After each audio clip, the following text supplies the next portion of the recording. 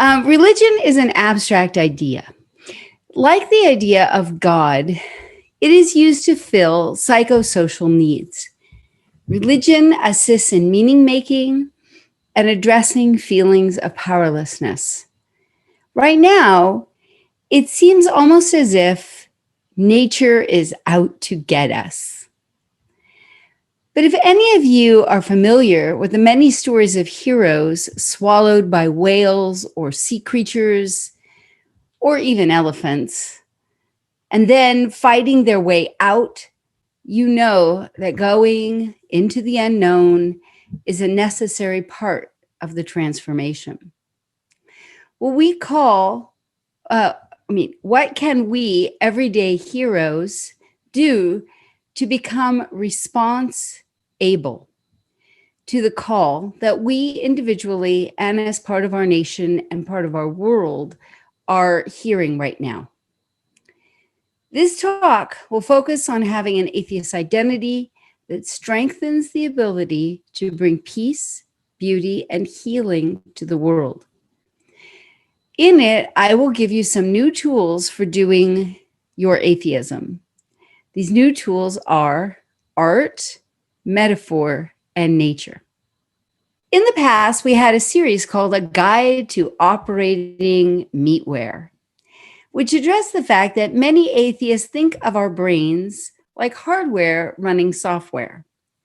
But that analogy is a false one because we are meatware. You are not a Mac G4 cube, no matter how much you want to be. And in this moment in time, we have worldwide 989,000 deaths from COVID. We have 6 of the largest fires in history burning in California. The 4 cities have the world's worst air quality due to the fires. A president casting doubt on our democracy's ability to hold a fair election. The hurricanes, and a time of reckoning with our nation's racial past and present. All of this is happening, and we're trying to figure out how to make it better and stay well.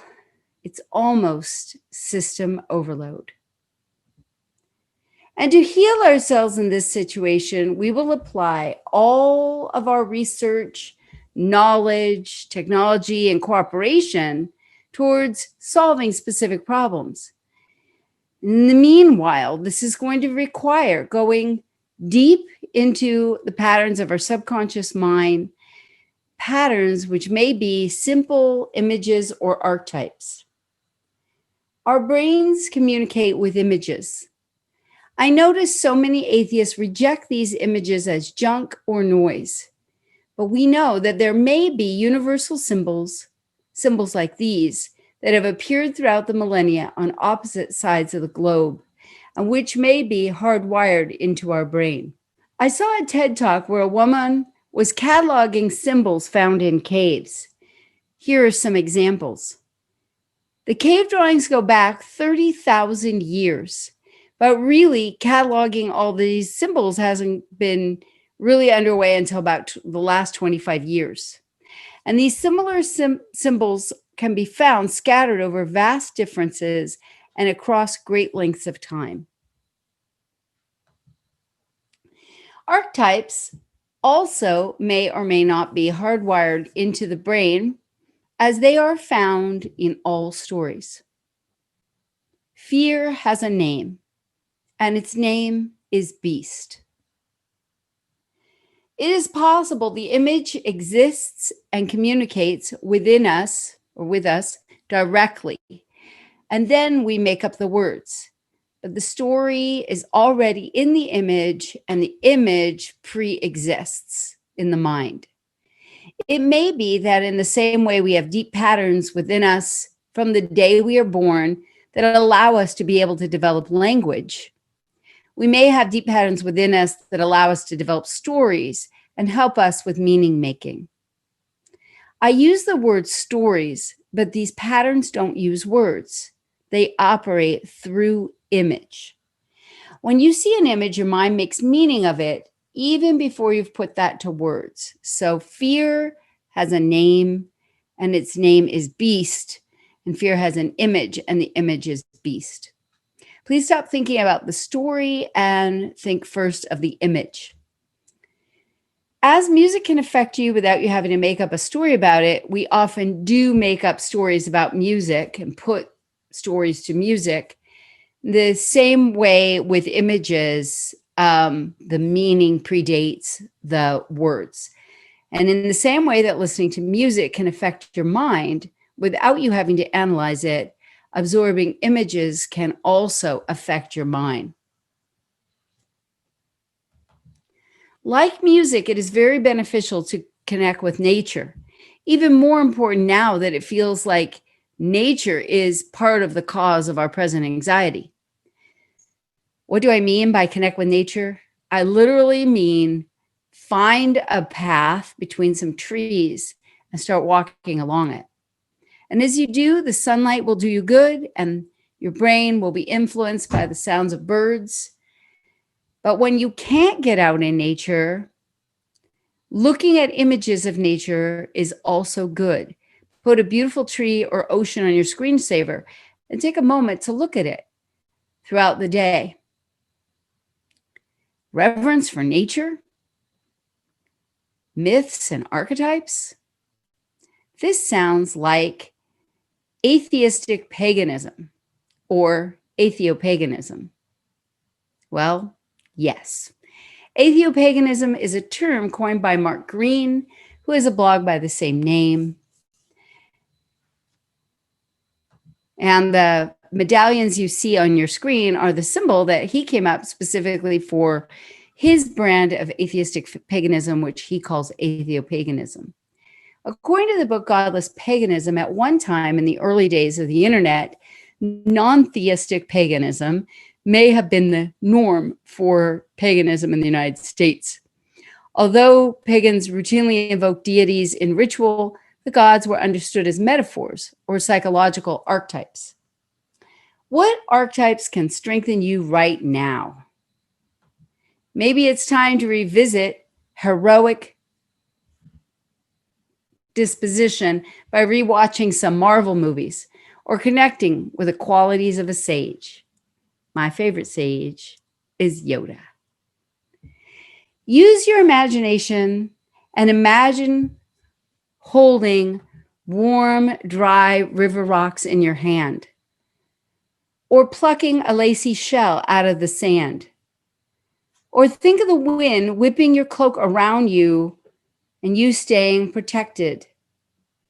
Meditate on being warmed by the sun, especially when we get deep into winter.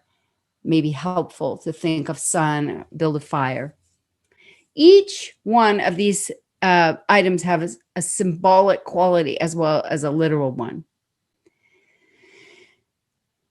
At the same time that deity paganism began to grow, the so-called new atheists, that's Dawkins, Harris, Hitchens, began to rise in popularity.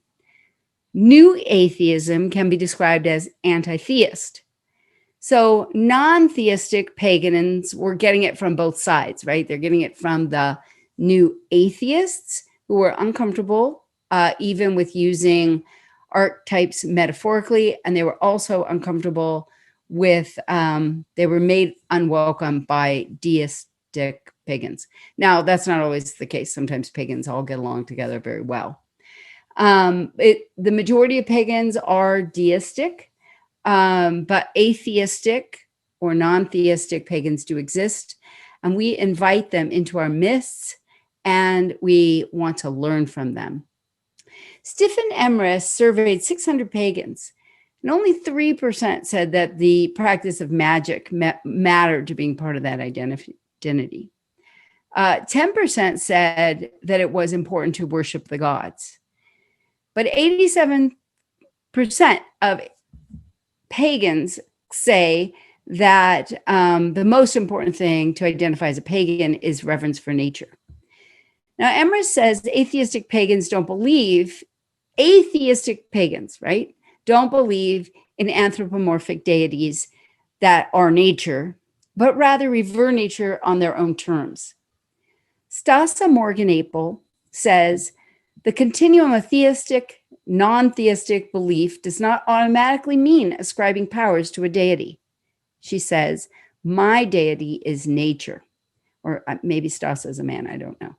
My deity is nature, and you can't get less supernatural than that. The sun doesn't do anything supernatural, nor does the earth, the stars, the air, the water, human beings, my cats, or even the danged squirrels. Now, I would ask, why even bring in the concept of deity at all? Let's forget deity for now. Returning again to the well-known atheistic pagan Mark Green, he explains the religion that he is developing called atheopaganism this way. And it's really relevant to the Seattle Atheist Church concept of atheism. What is a religion? Cosmology, or an understanding of the universe and how it works. Values, defining what is important or sacred.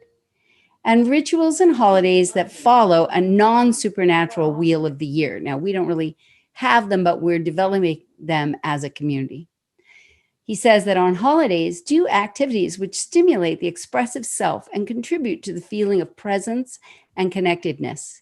This includes singing, drumming, chanting, dancing, music making, drama, creating of allegorical art, recitation of poetry, basically engaging in all the things that help us bring meaning. So we have some holidays coming up, Thanksgiving, Halloween first, then Thanksgiving and Yule. And this Halloween, we're going to have a pumpkin show. So in past years, we got together and had pumpkin carving, which because of COVID, we won't be doing this year. But if you carve a pumpkin of your own, we hope that you will bring it to our social and show people either a picture or your pumpkin. Now, I hope that I have reminded us of some tools for self-healing and meaning making during these challenging times. When we gather for our discussion, I have 4 questions I'd really like to focus on. What images do you find healing? You could leave that one back and go back if you wanted. Okay. Can we go back to the one where, we can't go back. Okay. It's okay. That was a lovely slide. So, what images do you find healing? What archetypes have you embodied? What do you know about atheopagans? So there's atheistic pagans is really the question. What do you know about atheistic pagans? But I'm especially interested in Mark Green's atheopaganism because as I looked into it, it looked really interesting. And also, what holiday traditions will you enjoy over the next 3 months? So we're going to go into discussion. Those are some questions I thought might help guide our discussion. Thank you for listening.